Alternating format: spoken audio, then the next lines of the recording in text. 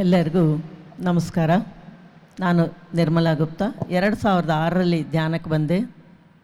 ಇದೇ ಪ್ರಾಂಗಣದಲ್ಲಿ ಪತ್ರಿಜಿಯವರು ಬಂದಿದ್ದಾರೆ ಅಂತ ವಿಷಯ ತಿಳಿಯಿತು. ವಿಷಯ ತಿಳಿದ ತಕ್ಷಣ ನಾನು, ಯಜಮಾನರು, ತಮ್ಮ ಎಲ್ಲ ಬಂದು ಇಲ್ಲಿ ಸಾರು ತುಂಬ ಜನ ಸೇರಿದ್ದಾರೆ, ಕ್ಲಾಸ್ ಮಾಡ್ತಾ ಇದ್ದಾರೆ. ಅದರಲ್ಲಿ ಹೇಳ್ತಿದ್ದಾರೆ ಸಾರು, ಪ್ರತಿಯೊಂದಕ್ಕೂ ಕೂಡ ಸಮಯ ಅನ್ನೋದನ್ನು ಕೊಡಬೇಕು, ಆ ಸಮಯವೆಲ್ಲವೂ ಕೂಡ ಸಾಧನೆಗೆ ಉಪಯೋಗಿಸಬೇಕು ಅಂತ ಅದನ್ನು ಹೇಳ್ತಾ ಒಂದು ಉದಾಹರಣೆ ಹೇಳ್ತಿದ್ದಾರೆ. ಅನ್ನ ಆಗಬೇಕು ಅಂದರೆ ಏನು ಮಾಡ್ತಾರೆ? ಒಲೆ ಹಚ್ತಾರೆ, ಚೆಂದಾಗಿರೋ ಅಕ್ಕಿನ ತಗೊಂಬಂದು ತೊಳೆದು ನೀರು ಬಿಸಿ ಮಾಡಿ ಆಮೇಲೆ ಅನ್ನ ಕುದಿಸೋದಕ್ಕೆ ಇಡ್ತಾರೆ. ಆವಾಗ ಅನ್ನ ಕುದಿಸಿದಾಗ ಅದು ಚೆಂದಾಗಿ ಆದಮೇಲೆ ಒಂದು ಪ್ಲೇಟಲ್ಲಿ ತಗೊಂಡು ಇಟ್ಟಾಗ ಆವಾಗ ಅನ್ನಂ ಪರಬ್ರಹ್ಮ ಸ್ವರೂಪ ಅಂತ ಹೇಳ್ತೀವಿ. ಅದೇ ರೀತಿ ನಾವು ಕೂಡ ಪ್ರತಿಯೊಂದಕ್ಕೂ ಕೂಡ ಸಮಯ ಕೊಡಬೇಕು. ನಾವು ಆ ಪರಬ್ರಹ್ಮ ಸ್ವರೂಪರಾಗಬೇಕು ಅಂದರೆ ಸಮಯವನ್ನು ಕೊಟ್ಟು ಸಾಧನೆ ಮಾಡಬೇಕು ಅಂತ ಆ ವಿಷಯ ತಿಳಿಸ್ತಾ ಇದ್ದರು. ಅದೇ ನನಗೆ ಚೆನ್ನಾಗಿ ಜ್ಞಾಪಕ ಇರೋದು. ಫಸ್ಟು ಆ ಸಬ್ಜೆಕ್ಟು ಸಾರ್ನಿಂದ ಕೇಳಿರೋದು. ಆದರೆ ಪ್ರಕೃತಿಯಲ್ಲಿ ಅತಿ ಮುಖ್ಯವಾದ ಬೆಲೆ ಬಾಳುವುದು ಏನು ಅಂತ ಹೇಳಿದಾಗ ಎಲ್ಲರೂ ಏನು ಹೇಳ್ತಾರೆ? ಹಣ ಅಂತಾರೆ, ಒಡವೆ ವಸ್ತು ಅಂತಾರೆ, ಬಂಗಾರ ಅಂತಾರೆ, ಅದು ಇದು ಅಂತ ಹೇಳ್ತಾ ಇರ್ತಾರೆ. ಆದರೆ ನಮಗೆ ಪ್ರಕೃತಿಯಲ್ಲಿ ಅತಿ ಮುಖ್ಯವಾದದ್ದು ಏನು ಅಂದರೆ ಸಮಯ, ಕಾಲ ಅನ್ನೋದು ಚೆನ್ನಾಗಿ ಅರ್ಥ ಮಾಡೋ ರೀತಿಯಲ್ಲಿ ಪತ್ರಿ ಸಾರು ಕೂಡ ತಿಳಿಸ್ಕೊಟ್ಟಿದ್ದಾರೆ. ಅದರಿಂದ ಆ ಸಮಯದಿಂದ ಕೂಡ ನಾನು ಕಲ್ತಿದ್ದ ಸಮಯದಿಂದ ಇವತ್ತಿನವರೆಗೂ ಅದೇ ಧ್ಯಾನ ಅಭ್ಯಾಸವನ್ನು ಮಾಡ್ತಾ, ಧ್ಯಾನವನ್ನು ಎಲ್ಲರಿಗೂ ಕಲಿಸ್ತಾ ಈ ರೀತಿ ನನ್ನ ಜೀವನ ನಡೀತಾ ಇದೆ. ಆದರೆ ಸಮಯವನ್ನು ಯಾವ ರೀತಿ ಬಳಸ್ಕೋಬೇಕು ಅನ್ನೋದಕ್ಕೆ ನನಗೆ ಒಂದು ಚಿಕ್ಕ ವಯಸ್ಸಿನಿಂದ ಕೂಡ ಯಾವ ಸೋಮೇರಿತನ ಇಲ್ಲ. ತಂದೆ ತಾಯಿಯವರು ಎಲ್ಲದರಲ್ಲಿ ಪ್ರೋತ್ಸಾಹ ನೀಡಿ ಕೆಲಸವನ್ನು ಹೇಳ್ಕೊಡ್ತಾಯಿದ್ರು. ಅದೇ ರೀತಿ ಮದುವೆ ಆದಮೇಲೆ ನಾನು ಬಿಸ್ನೆಸ್ ಮಾಡಬೇಕಾಗಿರೋ ಅವಶ್ಯಕತೆ ಆಯಿತು. ಆ ಸಮಯವೆಲ್ಲ ಯಾವ ರೀತಿ ಉಪಯೋಗಿಸ್ಕೊತಾ ಇದ್ನೋ ಈಗ ಬಿಸ್ನೆಸ್ ಎಲ್ಲ ಬಿಟ್ಟಿರೋದಕ್ಕೆ ಪೂರ್ತಿ ಆಧ್ಯಾತ್ಮಿಕ ಜೀವನಕ್ಕೆ ಬಳಸ್ಕೊಳ್ಳೋದಕ್ಕೆ ನನಗೆ ತುಂಬ ಚೆನ್ನಾಗಿ ಆ ಸಮಯದ ಬೆಲೆ ಅನ್ನೋದು ಅರ್ಥ ಆಗಿದೆ. ಅದಕ್ಕೆ ನಾವು ಕೆಲವು ಸೂತ್ರಗಳನ್ನು ಬಳಸ್ಕೋಬೇಕು. ಎಲ್ಲರೂ ಕೇಳಿದಾಗ ನನಗೆ ಸಮಯ ಇಲ್ಲ ರೀ, ನಾನು ಆಫೀಸ್ಗೆ ಹೋಗಬೇಕು, ನನಗೆ ಮಕ್ಕಳು ನೋಡಬೇಕು, ನಮಗೆ ಮನೆಯಲ್ಲಿ ಕೆಲಸಗಳು ಜಾಸ್ತಿ ಅಂತ ಹೇಳ್ತಾ ಇರ್ತಾರೆ. ಮತ್ತು ಆ ಸಮಯವನ್ನು ಕಳ್ಕೊಂಡದ ಮೇಲೆ ಮತ್ತೆ ಆ ಸಮಯ ಬೇಕು ಅಂತ ಕೇಳಿದ್ರು ಕೂಡ ನಮಗೆ ವಾಪಸ್ ಬರೋದಿಲ್ಲ. ಅದಕ್ಕೆ ಒಬ್ಬ ತಾತ ಹೇಳ್ತಾರೆ, ಒಬ್ಬ ಮಗಳಿಗೆ, ಅವರು ಮನೆಯಲ್ಲಿ ಮಗಳು ಯಾವಾಗಲೂ ಕೂಡ ಸೋಂಬೇರಿತನವಾಗಿರ್ತಾಳೆ, ಯಾವ ಕೆಲಸ ಕೂಡ ಸಮಯದಲ್ಲಿ ಮಾಡೋತಾ ಇರೋದಿಲ್ಲ. ಅದಕ್ಕೋಸ್ಕರ ನೋಡಮ್ಮ, ನೀನು ಒಂದು ವಿಷಯ ತಿಳಿಸ್ಬೇಕು ಅಂತ ನನಗೆ ಅನ್ನಿಸ್ತಾ ಇದೆ ಅಂತ ಹೇಳಿ ಅವರು ತಿಳಿಸ್ತಾರೆ ತಂದೆ. ಏನಪ್ಪ ಅಂತ ಕೇಳಿದಾಗ, ನೀನು ಸಮಯವನ್ನು ತಿಳ್ಕೋಬೇಕು ಅಂದರೆ ಕೆಲವು ವಿಷಯಗಳು ತಿಳಿಸ್ತೀನಿ ಅಂತ ಹೇಳಿದಾಗ ಆಯಿತು ಅಂತ ಹೇಳ್ತಾರೆ. ನಿನಗೆ ಸಮಯ ಅಂದರೆ ನೀವು ಸಹ ಧ್ಯಾನ ಜ್ಞಾನ ಪ್ರಚಾರ ಮಾಡಬೇಕೆಂದರೆ ಲಕ್ಷಾಂತರ ಜನಕ್ಕೆ ಪ್ರತಿ ಕ್ಷಣ ಸತ್ಯ ದರ್ಶನವನ್ನು ನೀಡುತ್ತಿರುವ PMC ಕನ್ನಡ ಚಾನೆಲ್ಗೆ ದೇಣಿಗೆ ನೀಡಿ ಸಹಾಯ ಮಾಡಿ. Kannada pyramid meditation channel foundation. ಪ್ರತಿದಿನ ಕೂಡ 86,400 ಸೆಕೆಂಡ್ಗಳಷ್ಟು ಇದೆ ದುಡ್ಡು ನಿನ್ನ ಬ್ಯಾಂಕ್ ಅಕೌಂಟಲ್ಲಿ ಬರುತ್ತೆ. ಅದು ನೀನು 12 ಗಂಟೆ ಒಳಗಡೆ ನೀನು ಆ ದುಡ್ಡನ್ನು ಖರ್ಚು ಮಾಡಬೇಕು ಅಂತ ತಿಳಿಸ್ತಾರೆ. ಅಂದರೆ 12 ಗಂಟೆ ಆದಮೇಲೆ ಆ ದುಡ್ಡು ಅನ್ನೋದು ನಿನ್ನ ಬ್ಯಾಂಕಿಂದ ಮಾಯವಾಗೋಗುತ್ತೆ. ಆದರೆ ಮತ್ತೆ ಬೆಳಗ್ಗೆ ತಿರುಗಿ ಕೂಡ ನಿನಗೆ 86,400 ರೂಪಾಯಿ ನಿನ್ನ ಬ್ಯಾಂಕ್ ಅಕೌಂಟ್ಗೆ ಬರುತ್ತೆ. ಅದನ್ನು ನೀನು ಯಾವ ರೀತಿ ಖರ್ಚು ಮಾಡ್ತೀಯಾ ಅಂತ ಹೇಳ್ತಾರೆ. ಆವಾಗ ಆ ಹುಡುಗಿ ಹೇಳ್ತಾಳೆ, ಅಪ್ಪ ನನಗೋಸ್ಕರ ಖರ್ಚು ಮಾಡ್ತೀನಿ, ಕುಟುಂಬಕ್ಕೋಸ್ಕರ ಖರ್ಚು ಮಾಡ್ತೀನಿ, ಇತರರಿಗೋಸ್ಕರ ಸಹಾಯ ಮಾಡ್ತೀನಿ, ಆದರೆ 1 ಪೈಸನೂ ನಾನು ವ್ಯರ್ಥ ಮಾಡ್ದೇ ಸಹಾಯ ಮಾಡ್ತೀನಿ ಅಂತ ಹೇಳ್ತಾರೆ. ಆದರೆ ಆ ಹುಡುಗಿ ಅದರಲ್ಲಿ ಏನು, ಆದರೆ ನಿನಗೆ ಆಲ್ರೆಡಿ ನಿನ್ನ ಬ್ಯಾಂಕ್ ಅಕೌಂಟು ಅನ್ನೋದು ನಿನ್ನ ಹತ್ತಿರದಲ್ಲೇ ಇದೆ ಅಂತ ಹೇಳ್ತಾರೆ.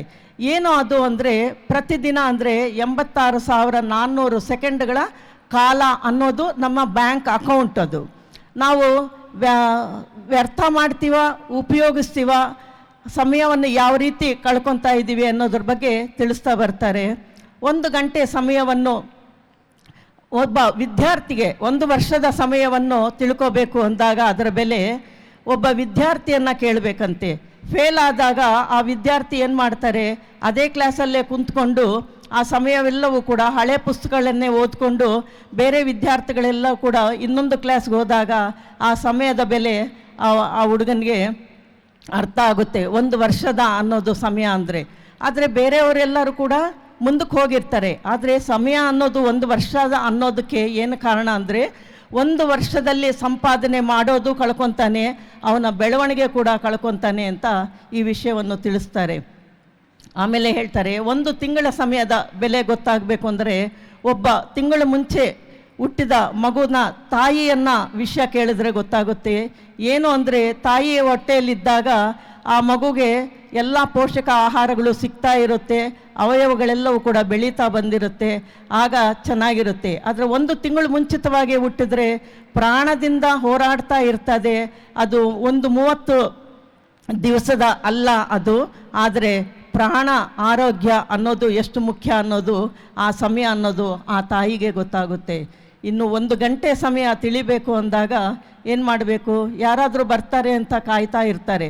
ಆ ಕಾಯ್ತಾ ಇರೋವಾಗ ಏನು ಮಾಡ್ತಾರೆ, ಅರೆ ಇನ್ನೂ ಇಷ್ಟೊತ್ತಾದರೂ ಬಂದಿಲ್ಲ ಅನ್ನೋದು ಕಾಯೋದ್ರಲ್ಲೇ ಆ ಸಮಯ ಎಲ್ಲ ವ್ಯರ್ಥ ಮಾಡ್ತಾನೆ. ಆ ಸಮಯವನ್ನು ಏನಕ್ಕೂ ಉಪಯೋಗಿಸ್ಕೊಳ್ಳೋದಿಲ್ಲ. ಆ 1 ಗಂಟೆ ಕೂಡ ಪೂರ್ತಿ ವೇಸ್ಟ್ ಆಗೋಗುತ್ತೆ. ಅದೇ ರೀತಿ 1 ನಿಮಿಷದ ಸಮಯದ ಬೆಲೆ ತಿಳಿಬೇಕು ಅಂದರೆ ಎಲ್ಲಿಗಾದರೂ ಹೋಗಬೇಕು ಅಂದಾಗ ಟ್ರೈನ್ ಟಿಕೆಟು ಫ್ಲೈಟ್ ಟಿಕೆಟು ತಗೊಂಡಿರ್ತೀವಿ. ಆ ಸಮಯಕ್ಕೆ ತಲುಪಿಲ್ಲ ಅಂದಾಗ ಆ ಟ್ರೈನ್ ಟಿಕೆಟ್ ವೇಸ್ಟ್ ಆಗುತ್ತೆ, ಪ್ಲಸ್ಸು ಹಣ ಕೂಡ ಖರ್ಚು ಮಾಡಿರ್ತೀವಿ.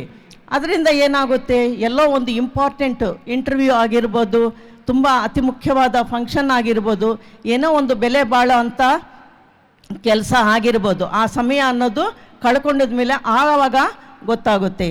ಅದೇ ರೀತಿ ಇನ್ನು 1 ಸೆಕೆಂಡು ಬೆಲೆ ತಿಳಿಬೇಕು ಅಂದರೆ ಏನು ಮಾಡ್ತಾರೆ, ಎಲ್ಲೋ ಹೋಗ್ತಾ ಇರ್ತಾರೆ, ಸಣ್ಣದಾಗಿ ಒಂದು ಕೂದಲು ಎಳೆಯಷ್ಟು ಸಮಯದಲ್ಲಿ ಆ ಪ್ರಮಾದದಿಂದ ತಪ್ಪಿಸ್ಕೊಂಡ್ಬಿಡ್ತಾರೆ.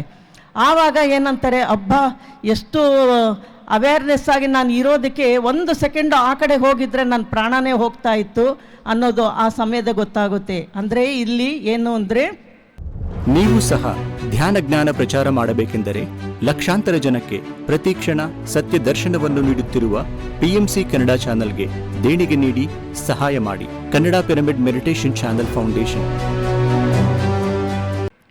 ಆ ಪ್ರಾಣದ ಬೆಲೆ ಅನ್ನೋದು ಜೀವನ ಮರಣ ಅನ್ನೋ ಮಧ್ಯ ಅಂತರ ಏನು ಅಂದರೆ 1 ಸಣ್ಣ ಗೆರೆ ಮಾತ್ರನೇ.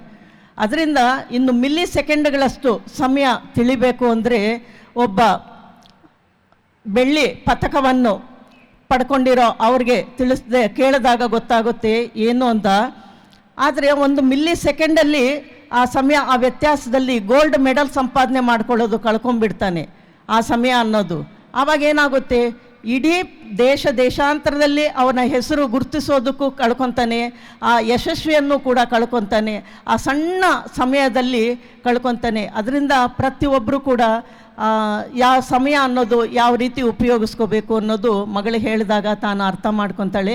ನಾನು ಇನ್ನು ಮೇಲೆ ಸೋಂಬೇರಿಯಾಗಿ ಇರೋದಿಲ್ಲ ಅಪ್ಪ, ಪ್ರತಿಯೊಂದು ಕೂಡ 86,400 ಸೆಕೆಂಡುಗಳು ಕೂಡ ನಾನು ಪ್ರತಿ ಕ್ಷಣವೂ ಕೂಡ ನಾನು ಇದಕ್ಕೆ ಸೋಂಬೇರಿಯಾಗಿ ಇಲ್ಲದೇನೆ ನಾನು ಉಪಯೋಗಿಸ್ಕೊತೀನಿ ಅಂತ ಹೇಳ್ತಾರೆ. ಆದರೆ ಹಣ ಸಂಪಾದನೆ ಮಾಡ್ತೀವಿ, ಅದು ಅಲ್ಲ, ಯಾವತ್ತಾದರೂ ಇಲ್ಲಿ ಕಳ್ಕೊಳ್ತೀವಿ.